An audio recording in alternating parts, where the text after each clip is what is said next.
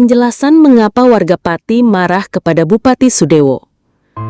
Pemicu utama, kenaikan pajak PBB P2 hingga 250%. Rencana kenaikan pajak bumi dan bangunan perdesaan dan perkotaan PBB P2 sebesar 250% menjadi akar utama kemarahan publik. Kebijakan ini dinilai sangat memberatkan masyarakat, terutama dalam kondisi ekonomi pasca pandemi. Banyak warga menyebut pemberitahuan tentang kenaikan ini dilakukan secara mendadak dan tanpa sosialisasi memadai. Bupati Sudewo menjelaskan bahwa tujuan kenaikan adalah untuk memperkuat kapasitas fiskal daerah, mengingat kontribusi PAD hanya sekitar 14% dari APBD, sementara belanja pegawai mencapai 47%. Namun penjelasan ini tidak meredam kemarahan warga. Kebijakan tambahan yang ditolak masyarakat. Selain isu pajak, beberapa kebijakan lain turut memicu kekecewaan. Penerapan 5 hari sekolah dan penggabungan atau regrouping sekolah yang dikhawatirkan berdampak buruk terhadap guru honorer yang bisa kehilangan pekerjaan.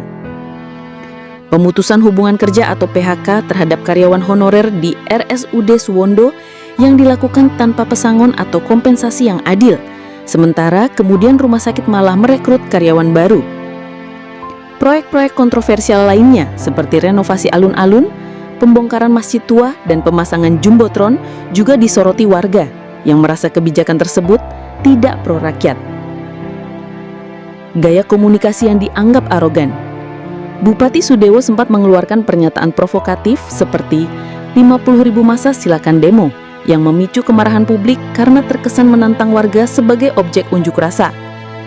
Meski kemudian menyampaikan permintaan maaf, respon ini dinilai terlambat dan tidak cukup mengubah persepsi masyarakat terhadap gaya kepemimpinannya. Tanggapan pemerintah dan DPRD.